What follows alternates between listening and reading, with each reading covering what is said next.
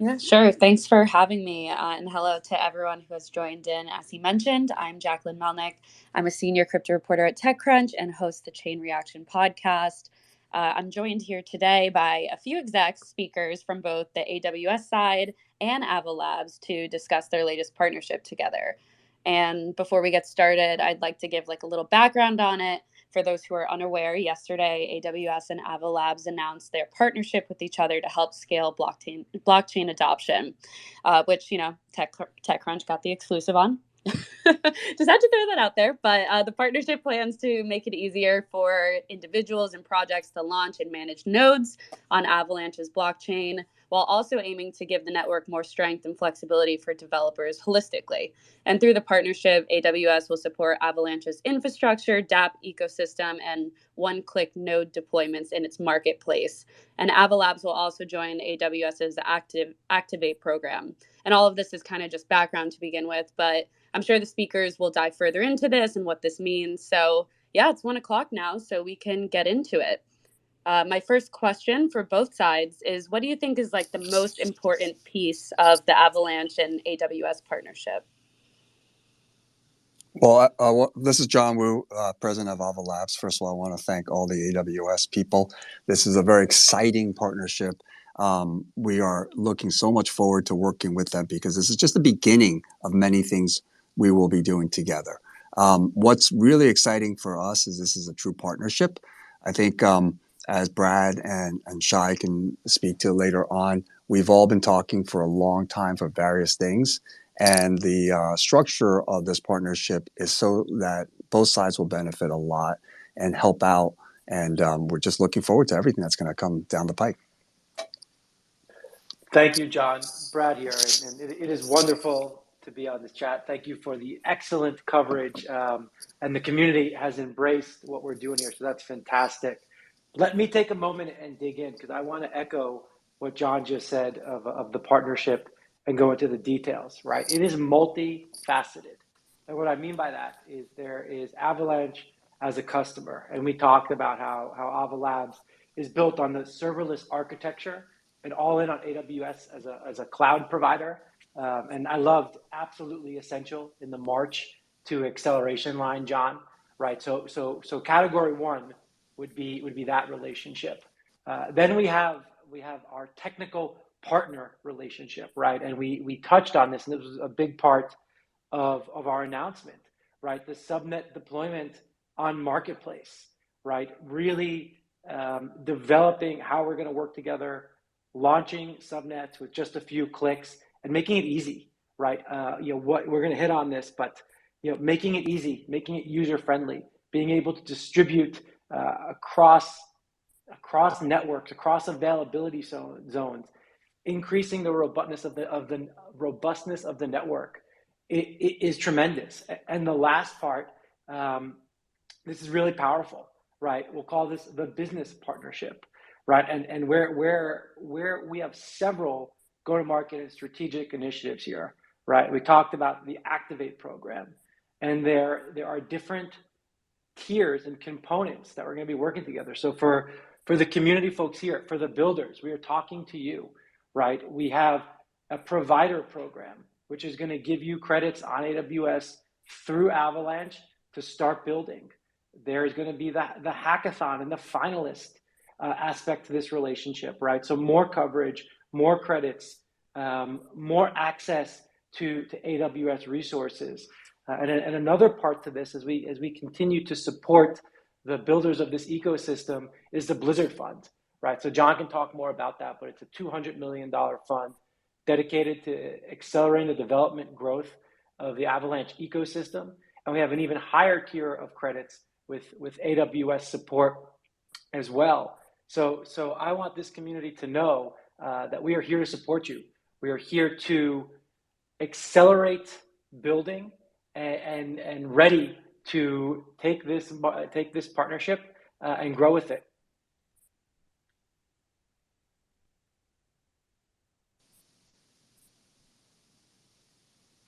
That's wonderful. Thank you, Jack.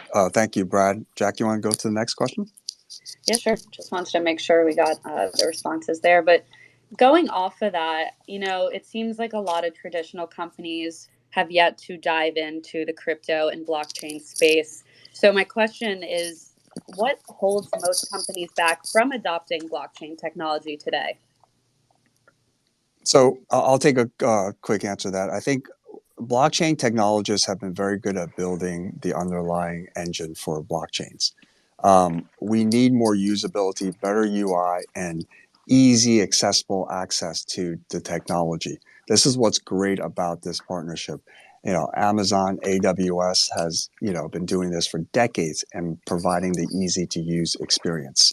So now with this partnership, new developers, new companies who are starting up and want to deploy on blockchains, especially on Avalanche, now will have the easy access and have not just the easy access, that's step one, the better UI, UX skills, but now they can also have scale, the reliability, as well as the compliance if necessary, especially for government related entities. So this is literally, like, think of it as almost like a complementary full stack of the technology to the end person, which is either a developer or user, and have easy access. John, I'll jump in and add a little bit to what you were saying, right? So great to be with everybody today. John Nahas, Vice President of Business Development at Ava Labs. In our dealings on a daily basis with traditional companies, right, whether it be Fortune 500, small to medium sized businesses, gaming, even government, right? A big issue that I think that John highlights is crypto products or crypto infrastructures have been very geared up until this point to cater to crypto native people, right? I often say crypto people build crypto things for crypto native people, and we need to expand the pie here. We need to expand the developers, the companies, the people who are going to be utilizing this technology in a mass market way to bring in more people into this ecosystem and to bring in more real world use cases that expand and really spur that next innovation or killer app that I think Web3 is still waiting for. And, what traditional companies, I think, have been lacking is a trusted partner, such as an AWS, that has familiarity, that has credibility, that has authority, that they're comfortable with, that they worked with in the past, and gives them kind of the playground and the sandbox to build their next generation of applications and things that make an impact, that they don't have to jump through all the hoops that they normally would have to. When you talk to an enterprise, there's hesitance, right, about having to their transactions be publicly broadcasted alongside some NFT mint or some DeFi application. I think that's in particular where subnets on the Avalanche side are really something novel and bring to the market what businesses have needed, right? Application specific or business specific blockchains. That sandbox is the key for any builder, whether an enterprise or government, a gaming team, anyone who wants their own infrastructure layer that they don't have to compete with the rest of the network and everything else to really build on. And AWS gives them that one-click, easy, familiar experience.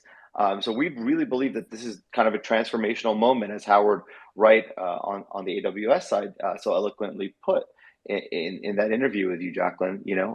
This is a changing moment where people become familiar and have that comfort to build that next generation product or killer app that we're all looking for. Yeah, going off of that, John, Avalanche obviously has its own technology. It's built a layer one, it has subnets and so on. But how does AWS kind of help Ava Labs succeed on that technology side?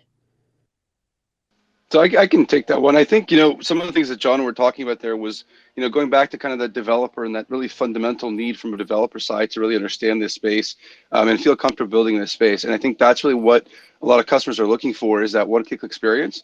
And it's really that marketplace experience that they're looking for, where they can go in, they can click on something, and they can go and deploy and at least get started right away. And I think that's been one of the biggest challenges for a lot of developers, is just that getting started place. So having the marketplace, having the documentation, having the partnership there is going to help a lot of builders just start to build, which is where a lot of the friction is.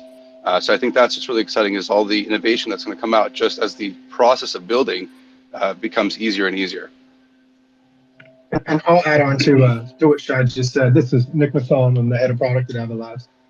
So kind of what we're seeing is a blurring of the lines between Web 2 and Web 3.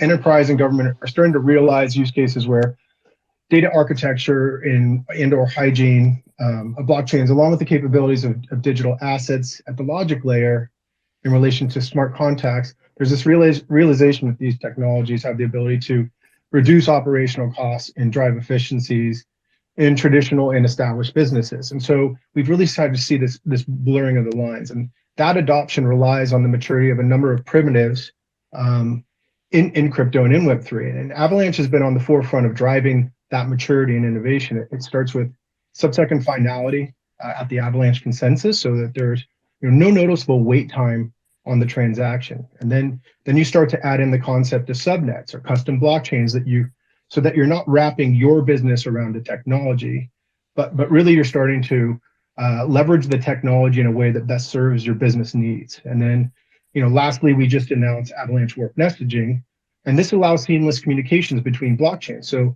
there are no limitations on the businesses, and it provides this seamless cross-chain experience to the user. And so all of this technology still requires a fundamental infrastructure layer to run on top of. It requires high availability, elastic scaling, and high throughput systems. And so AWS is the leader in this space, and they have helped us from the beginning to really grow to meet our scaling demands. And so many companies are already embedded in their services and understand how they work. And so for all these reasons, I think this partnership will really help accelerate both builder and the user adoption.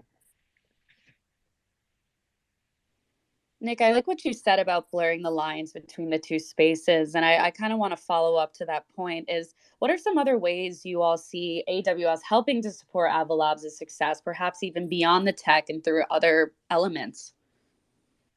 Yeah, I mean, I'll jump in on that really quick, and then let the Johns jump in and Brad. But I think as we kind of get into subnets and custom blockchains that are really wrapping around what your business needs are, you start to get into really channel solutions. And so, what government needs is very different from what gaming needs. And so, AWS has very mature infrastructures in place that are specific to these channels, and there are Web3 applications.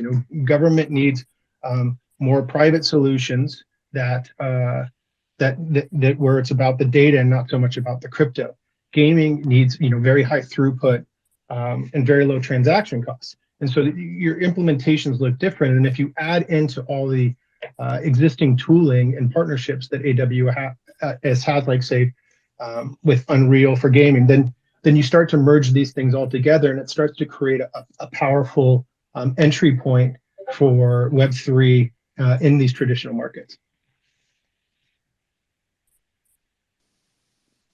That's well said. There's already examples that exist out there. A mutual partner of both AWS and Avalanche or Ava Labs is Shrapnel, which is a AAA published game. They are what they call an open world multiplayer extraction game. So that means like literally you can drop 100 players into the map and they fight it out until there's only one player left, and then it gets extracted out of the game. It all sounds really cool, and it's already been adopted by many users. But think of the scale that's needed to do this. Each part of the game, from the map to the gear to the outfit to the gun to even the scope of the gun, will be an NFT. And all the players can take their NFTs and sell them in the marketplace and gather new materials in the game by, either crushing opponents or picking them up, et cetera, et cetera. That's a lot of activity. So Shrapnel is going to launch this main game on an Avalanche subnet. Most of the stack will be built on AWS. But to do this, you need partners that are scalable. And you need that fast finality that Nick talked about earlier. That's a perfect example in the gaming area.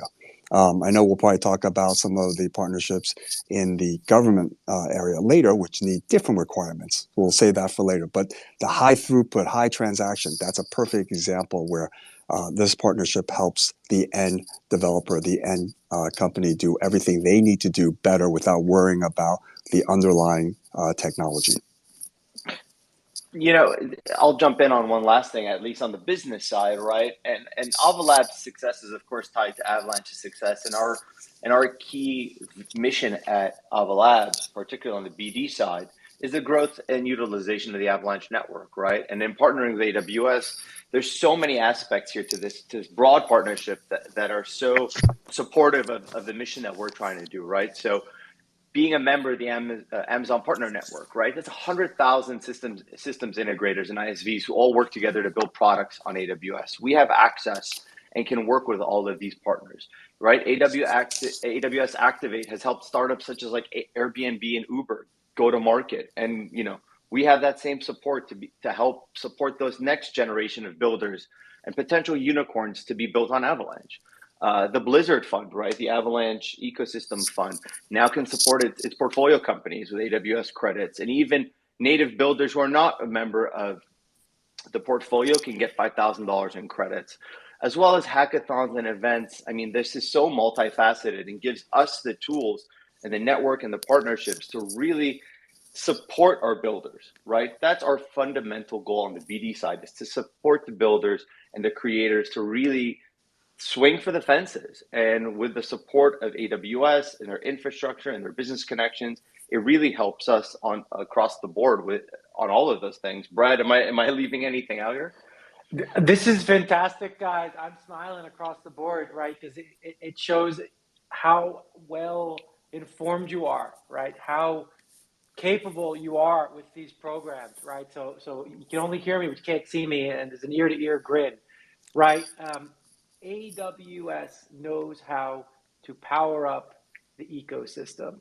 The AWS Partner Network helps customers deploy their offerings, more than 100,000 partners across 150 countries, right? This is introducing new scale, new visibility. In terms of the Activate program, right, it is our main program for supporting startups, right? The Avalanche ecosystem builders now have access to the AWS ecosystem, the talent, the programs, and it is very exciting what this opens up when it comes to empowering the builders to go build, right? AWS has been powering these builders in Web3 longer than anyone. And we are excited to continue this relationship and see all the new creative applications that were never before possible now come to market. Yeah, that's great. Brad, going off of that, how are AWS customers using blockchain technologies today? Like, what does that look like internally and then in the marketplace? Yeah, it is a great question, right? And I think that we need to understand what is now possible that has never been before possible, right? Often we might find ourselves as a hammer looking for nails, right? And as we evolve what this technology can do, it is important that we solve problems that actually matter, right? So one of those problems is going to be track and trace. This refers to the ability to identify past and present locations of product inventory, as well as the history of product custody, right? This is a really important problem and a challenge for today's supply chains. They're outdated. We're using paper processes. The data systems are entirely disjointed and communication is slow.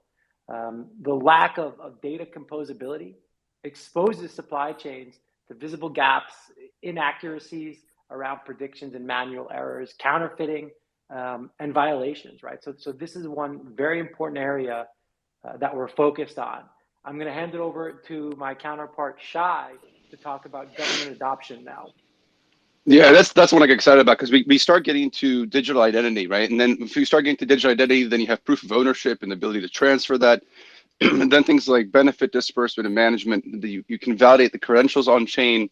Even if they're not credentials, then maybe they're documentation on chain or kind of any kind of medical or legal documentation. You have security and privacy that comes with that, and that's critical to so many customers and so many of those use cases.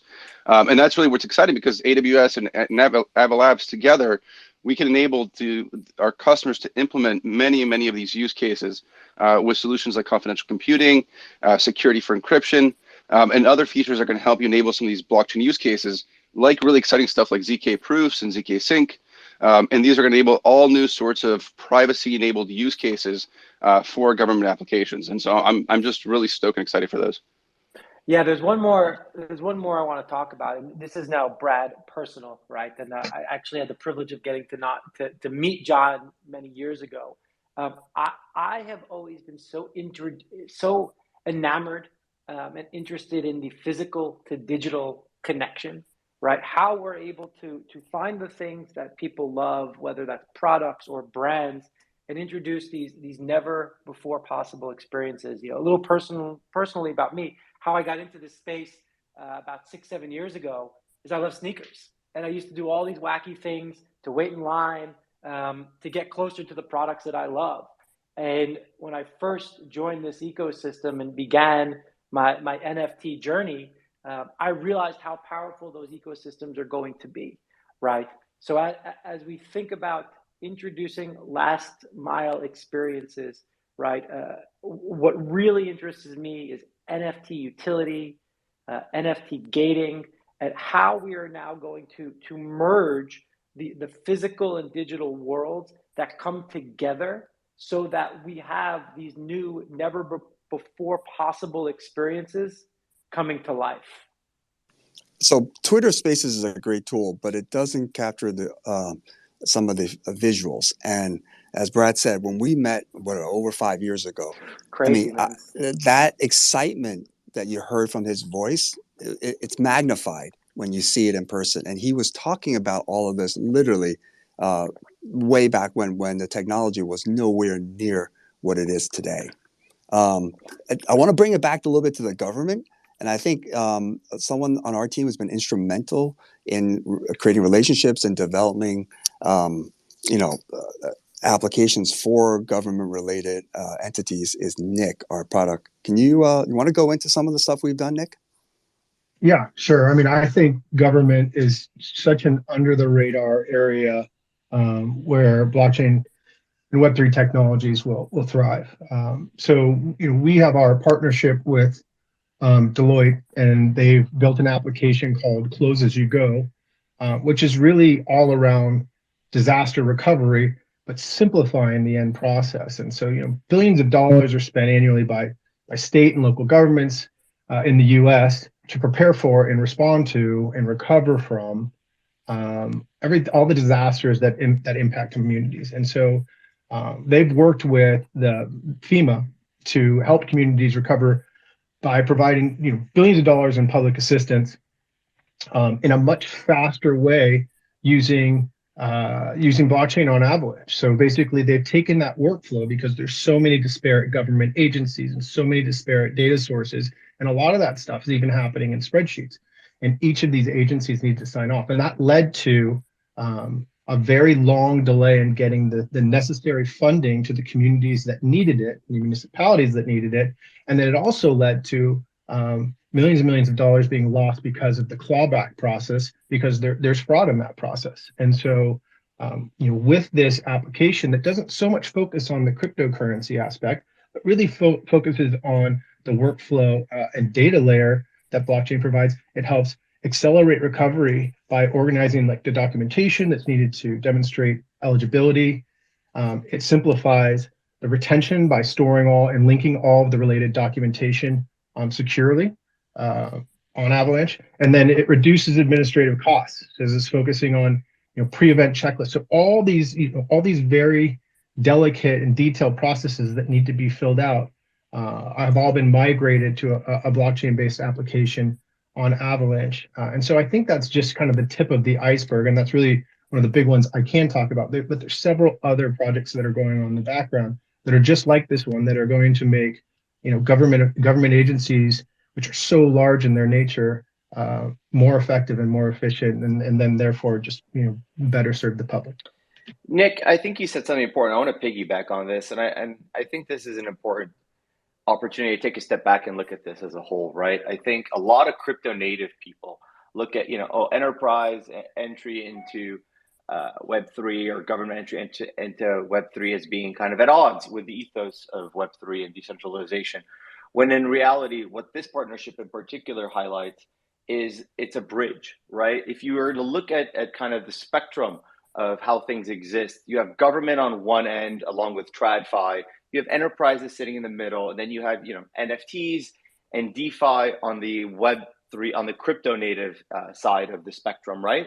And NFTs and DeFi and whatever else is to come next is really an engine of innovation, right? It's really it shows people what's possible, and things come and go, but the things that matter stick, and they are like a magnet, right? Pulling government, pulling TradFi over to the more crypto native ethos, decentralization, self-ownership, things that matter to everybody, right? So people, I think, in the crypto space tend to look at this as black or white, this or that, when in reality, the purpose of this technology is to innovate first, but also be a playground and a place where that innovation drives government forward, drives enterprises forward.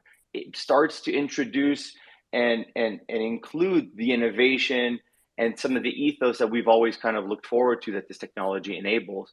And they need that bridge, right? They need that trusted partner. And that's where AWS comes in handy, especially on the government cloud side for governments. It creates the opportunity for them to make that leap, to take that first step to the crypto native side.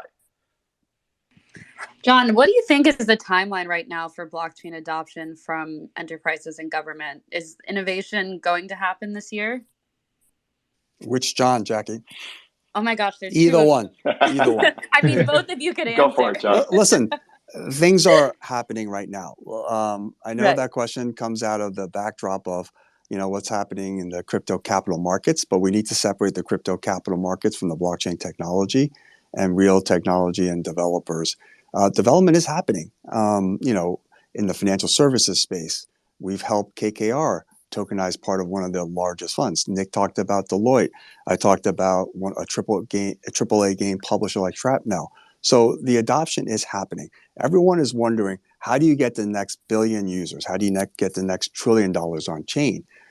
I'm not sure it's going to happen because some person purely can develop an application native to a chain that all of a sudden just becomes like email. I think one of the killer functionality is tokenization, and then with the right partnerships of a great technology company like Ava Labs and Avalanche, with the right other technology and distribution partners with like AWS, that's how you get to that end result of more adoption.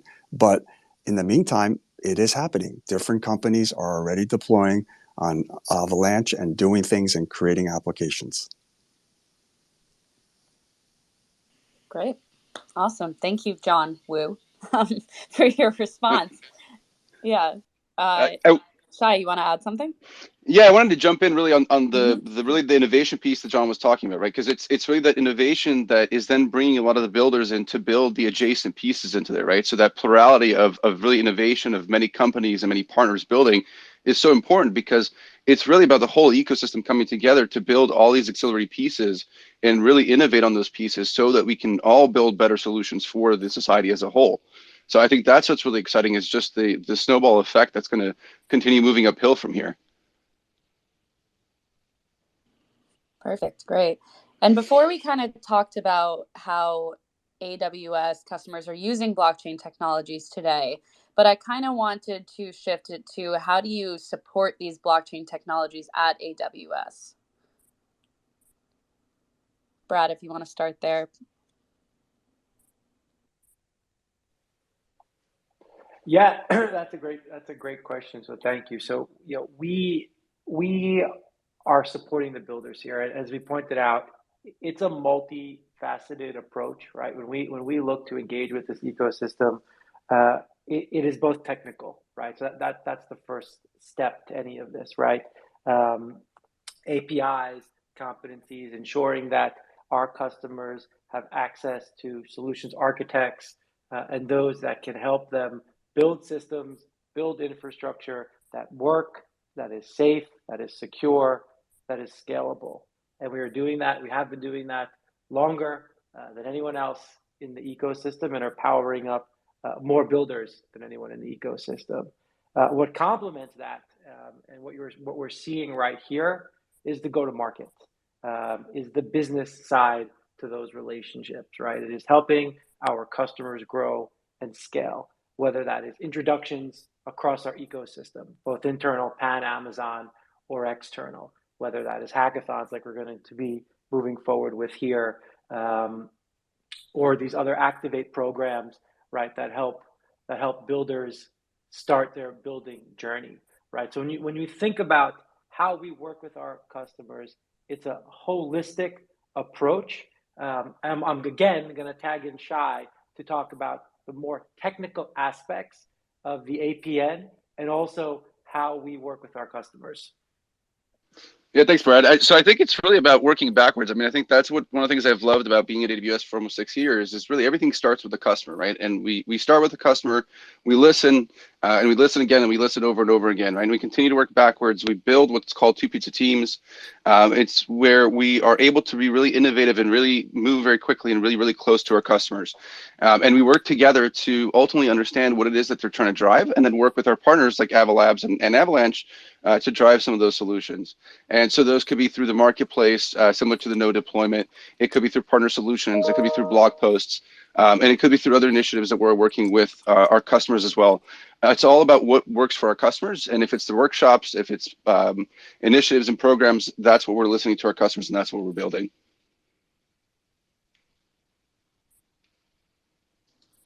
Great. And then how do you focus on driving utility with blockchain technology? And what does scaling this in the long-term horizon look like for you guys? So I think before we get to utility, I think the important part is if you think about utility at your organization, or you're thinking about how to drive forward Web3 and blockchain and all these technologies, really think about how you can be a leader inside your organization, right? That you can't really get to utility, I think, in driving the utility realities before you really bring everybody together, right? And you start thinking about what it is that the business needs, what it is that their customers need, what are we trying to really produce for those end users, and you really understand what utility actually means for those end users in a regular traditional world, and then you start working backwards from that utility. And you think about how do you implement that utility with some of these decentralization principles that we're seeing being enabled and being created every day by the awesome builders that are out there. And so you start with that approach, you build a community internally, you gather people that are like-minded, and you just experiment, right? There's no harm in experimentation. You always want to take that approach where you experiment with some of those use cases, some of those ideas that you have out there, and index really high on education, right? Learning in this process is so important. And so the more experimentation that you do, the more failure you do, it's actually okay, because every time that you fail, you're just going to learn more and more. And every time that you learn, you're going to teach people around you. And by being a sort of beacon of education internally with your organization and building that community, you're not only going to build the people around you, but you're going to uncover new utility that you actually never realized existed before, because you weren't thinking about it from the mindset really of that customer and really in a whole new way. And so I think that's really important to build that structure internally and think about the utility.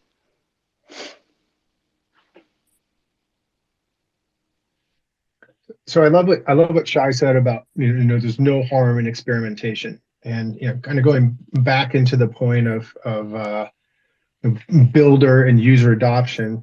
It's really about removing the friction associated with launching a Web3 application.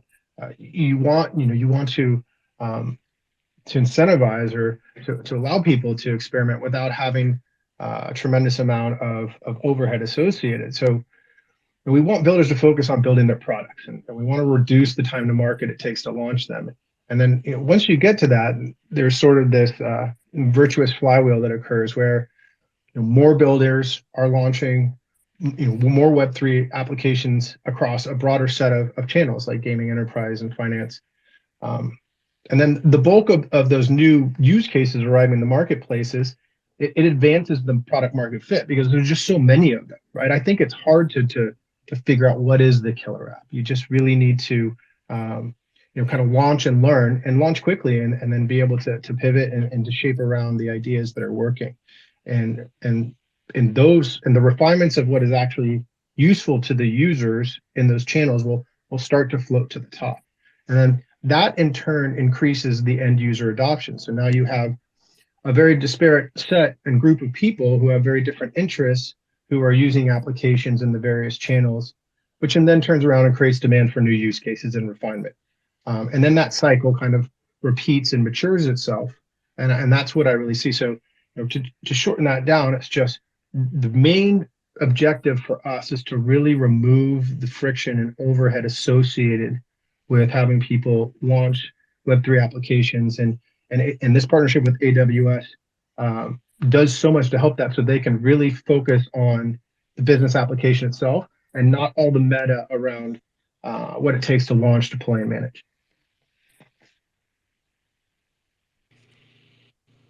Yeah, Nick, you're talking about friction, and we discussed the ability to onboard traditional entities and governments and enterprises and what that would look like earlier. So to touch base on that, what do you guys think are some of the major Web3 infrastructure challenges of today, and how are you looking to address that? Yeah, I mean, I can certainly kick us off here.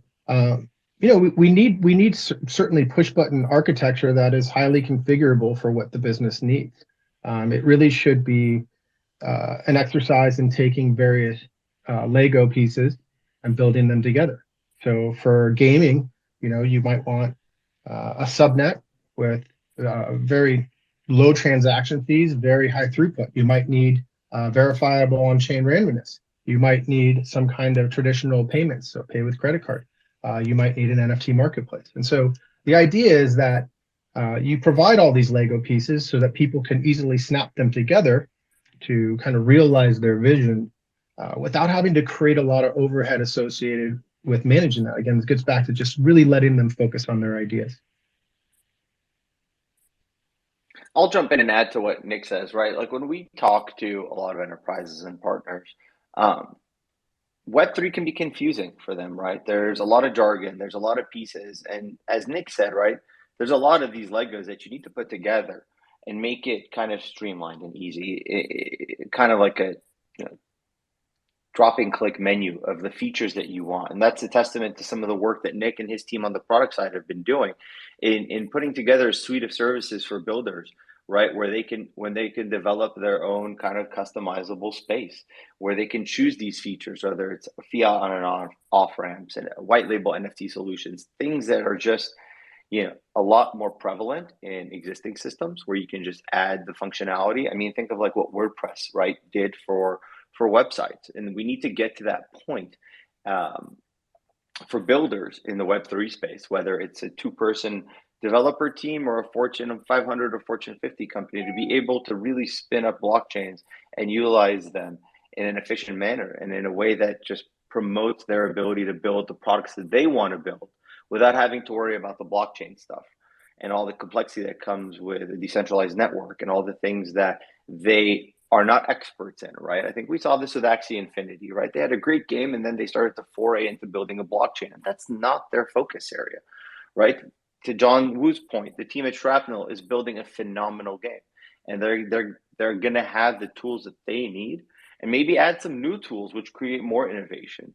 So it's laying that groundwork, right? And that groundwork up until now hasn't really been put together in an easy to process way. I would say on the mass market side, infrastructure challenges are just making things easier, right? The UX, the UI, you shouldn't have to know you're using a blockchain unless it's absolutely necessary for some applications, right? For some use cases, just like we don't know if it's Zelle with Zelle or Venmo, if you're using Fedwire or Swift or SEPA or ACH, what the rails are. We need to abstract those rails away for certain products and certain companies, and I think we're well on our way to doing that. Yeah, we echo those sentiments, right? We listen to customers, we listen to users, and that is how we uncover problems, right? I can break this down into, is it scalable? Is it easy to use? And is it safe? And when Web3 products can do those things, that is when we hit our next wave of adoption. Yeah. And I think that's really the key part there, right? It's when those primitives are there, right? That's when we're going to see that new wave, right? Because there were so many important key things that were said there, right? But it was all about, that ease of ability as a developer to build in the Web3 world really has to be as easy as it was in the Web2 world. We're expecting that same experience, and so we need the foundational tooling to get there, and that foundational layer to get there. And that's exactly where Ava Labs sits with Avalanche, and that's where that acceleration is going to come forward. Great. For Avalanche, and if AWS wants to chime in as well, please feel free to do so. But what type of enterprises and government agencies are you in talks with that want to use this blockchain technology? If you want to name names, by all means, please feel free. But you can also generalize it into categories and whatnot. It's just to give us an idea. Absolutely. Nick, why don't you take that? Yeah, I mean, I don't think that. So I think the technology itself is just as generic as possible, and that's the goal. You can apply it to really any use case you want. I think it's applicable to most in a lot of ways. You know, obviously we have the use case with FEMA on efficiencies and disaster recovery, but there's pretty much any part of a government agency where different components of it need to work together and share some data between each other and leverage that data to work more effectively where you can do it. And this goes into, you know, all the use cases that you see around, you know, even just car registration, license registration, you know, title, loans, and all these things where there's multiple agencies working with multiple disparate data sets that need to have a common understanding, a common workflow between them. That's where we really see the government use case. On the enterprise side, what you're seeing are two things. It's also about efficiencies, but you're also seeing kind of the growth of things like NFTs past the use of the JPEG and more into an engagement as an ancillary component to a product, where say you sell a pair of shoes and you provide a QR code on that pair of shoes, scan it, it issues you an NFT, and then it issues you as part of a group or a club, and you get access to sales or deals or the rewards programs or something like that. And so we're starting to see that component of it. There's also something that Goon is championed called an NTT, which is a non-transferable token. And the non-transferable token works much like a passport. And so it allows you to enter a group, you know, prove that you officially should be in part of that group, and then allows you, it acts as an access point, and that can be used for things like institutional finance and your value as an accredited investor. And so I think, you know, there's use cases across the board, and you can take any of these fundamental technologies, and then you just have these innovative builders who are saying, hey, this really could be useful for something that we're doing on a regular basis that we struggle with. And so that's what we're seeing right now. And I really don't think there's Web3 use cases versus Web2 use cases. I really think that, you know, the two will absolutely blend, and each of those technologies will serve a certain need based on what the customer is asking for. Great. What does the future of blockchain look like at AWS? What are you guys excited about there? I think what I'm really excited about is just continuing to listen with our customers, right? Continuing to work with our partners to listen to what it is that they're trying to build, the challenges that they're facing. And I mentioned before around, you know, indexing services being so critical to blockchain workloads.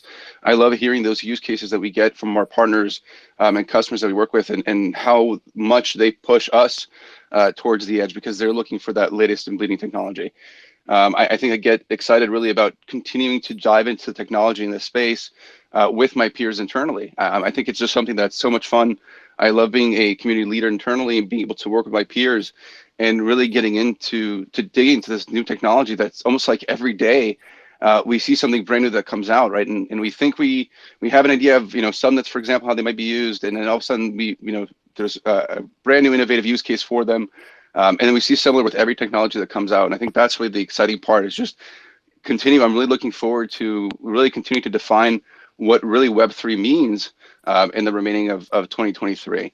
And part of that ability to define what Web3 actually means and really build that structure is continuing the education. I think it's just continuing driving education and continuing working with, you know, all our peers together, sometimes even as a second job, to learn new areas of either Web3 or blockchain or cryptocurrencies or digital assets and CBDCs and all this stuff, as we're sometimes doing our day-to-day job that we're trying to do. It's such a wide and a faceted space that's so fascinating. And I think I get so excited working with those customers and those peers, because a lot of this is really a blank slate. It's like a blank piece of paper that you're sitting there, you're looking at that paper, and there's so many times that we sit and we write things together, and they're fascinating ideas, and we go back to them, and then we innovate on other ideas, and we listen to customers. And so I think that blank paper is actually something I'm really looking forward to, because it gives me an opportunity to build those two pieces of teams and work ad hoc with my peers and everybody else together. And I think that's really the exciting thing that a lot of us are really looking forward to, just a really bright and exciting 2023, and just digging more and more into the technology. Shai, I love that line. It makes you remember where we started, right? If you see a blank page, write in it. And you crushed that question, but that is how Amazon and AWS started, right? And that is how we continue to iterate, right? When we see opportunities, when we listen to our customers, we work with them and we go build. So we are excited to support the developer communities and participate in a way that we perhaps haven't yet. And this partnership is the first step towards showing communities how we're going to support Web3 builders. That's great. Thank you so much, Shai and Brad. John, is there something you wanted to add? Sorry. I mean, there's just so many recurring themes, and this is why this is such a good partnership. You hear about Brad and Shai talk about listening to their customers, just like we listen to the community. They use the word community even very often. They've got a lot of the same ethos, and that's why this was such a pleasure to create this partnership. And I think the mission ultimately is the same. We both, Ava Labs as well as AWS, want to be able to support new builders, new startups in this, the best ones, not just new ones. We want to find the best ones, give them accessibility, give them the tools, and they are going to do it, and we're going to help them do it, and they're going to help us do it. And this is the same mission, totally aligned. That's what excites me. Amazing. John, now that I have you here, in my article yesterday, you mentioned that there are over 100 subnets in the testnet phase, and that will be deployed in the next 6 to 12 months. I wanted to ask, can you share a little bit about what that partnership means for them and then the overall community, since we're on the topic of community? We treat our builders and development community as partners. It's always been relationship based. So that means obviously we will help them, whether it's through the Blizzard Fund from an investment perspective. We also help them with even community build and marketing so they can access users. We also introduce them to business partners so they can easily get their smart contracts audited. Now, to have a partner like AWS that we can, they are all going to need compute power, storage capability, and all the things and all the web services that Amazon, web services can provide. To give them the ability to have that direct connect, to allow them to access Avalanche through AWS in a one-click way, to also give them credits and to be part of the Activate program. I mean, it's great to have more funding. It's great to have relationships, and it's great to have partners all built in. This is almost like Y Combinator supercharged in some way with the partners already and the program all established. So it's just I don't know how else to say how exciting this is. Great, perfect. And I'm going to move on to my last question for both sides. Is first, for Ava Labs and Avalanche, what can we expect next from you guys on AWS? What's the roadmap there? And then vice versa, what's next for AWS in regards to blockchain partnerships, specifically the one you just made here with Avalanche? Yeah, I can definitely jump in on the roadmap here. So it goes back to what I said before. It's all about making things easier for the user to launch their application without having to think about the meta of the infrastructure itself. And so there's a lot of tooling that we're working on right now that will have a direct integration with AWS services. That tooling will be specific to channels, so to specific business needs. And so with the goal of getting their idea from kind of the inception and ideation phase to market just as quickly as possible. And a lot of that tooling and a lot of those partnerships already exist on AWS. And so we can start to click in those Lego pieces I was talking about in order to kind of build out whatever the customer needs without having to have this long lead time for us to get there, because there's so much that already exists and the Amazon Partner Network is already so deep. So a lot of our focus is just on that. It's just getting as many subnets deployed on AWS as quickly as possible with the optimal configurations. And so that's from a technology perspective, but from a day-to-day perspective, I think developers and other people interested in this partnership and interested in blockchain, there's going to be a joint webinar between Ava Labs and AWS in February. Then there's going to be a hackathon jointly sponsored. And then look forward to May 3rd to 5th, which is the Ava Labs Avalanche Signature Summit event that AWS will be very prominent at as well. So to get more information on all of this, that's a nice little roadmap for the next 3 months for people to look out for. Absolutely. And on our side, we are going to continue to support and power this community. Ava Labs, Avalanche, right? We're going to work to deliver results through go-to-market, and we want to tell your stories, right? I will broadcast to the folks here, right? Customer signals matter. So if you're a builder right now, I'm talking to you. Go find your account manager. Go let us know how we can help you, right? Talk to your AWS account teams and your partner teams so that we know you are here. We know you are listening. And the more signals that you can provide us, the more we will listen, right? We are excited to give back to the Web3 community and work with Avalanche and Ava Labs to power all of the amazing builders in the ecosystem.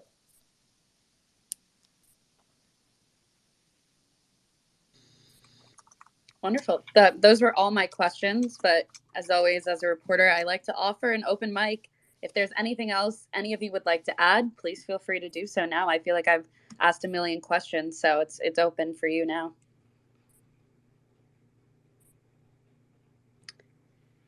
I'll just jump in, I think, with a closing thought on my side, right?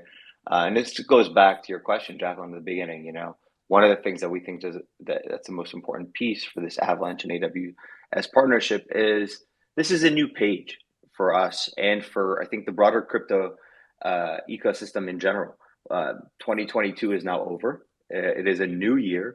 And I think with that, with this new year, there's a spirit of kind of renewal and where things that matter get built, right? No more noise, no more hype. Let's focus on the fundamentals. And this partnership for us and for our ecosystem, and I think broadly speaking for the greater crypto ecosystem, shows that real partners such as AWS are committed to this space, that there is a long-standing commitment to this space, and Avalanche is at the forefront of that, working with people like AWS and our partners across institutional and traditional markets and enterprise and NFT projects and DeFi and across the board to really continue to innovate and to come up with all kinds of new use cases. So, it is a seminal moment both for us, but I think more importantly for this general space. And we're really excited about, this new chapter and the start of 2023 to bring about a lot of exciting changes to the industry. And especially for us, this partnership is key to support all of our partners. And as John mentioned, right, it's kind of a march to the summit in May 3rd to 5th in Barcelona, where we'll be joined by the AWS team, but also more importantly by our community and by our builders and all the people that are part of the Avalanche ecosystem. So really excited for that. Great. Thanks so much, John. Shai, would you like to add something? Yeah, there's a Jeff Bezos quote I love that he says that you have to be willing to be misunderstood for a long period of time. And I think that that's an important one that I really want to send home for 2023, right? And even for past 22, right? Just keep building, keep your focus, keep doing what you know is right for your customers. And so long as you're always working backwards from those customer use cases, it's okay to be misunderstood for a long time. You'll get there eventually. I love that. What a great way to wrap this up. I mean, this has been a great discussion on the new partnership between AWS and Avalanche and everything else in between, honestly. I feel like we dove really far into this, and I'm looking forward to seeing more developments down the line and keeping up to date with it. Again, Brad, Shai, John, Nick, and John, thank you again for taking the time to speak today, and thank you to everyone for listening in. Thank you. Our pleasure. Thank you. Thanks, Jacquelyn. Thank you. Thanks, everyone. Thanks, everybody. Yeah, thanks everyone. We will see you next time.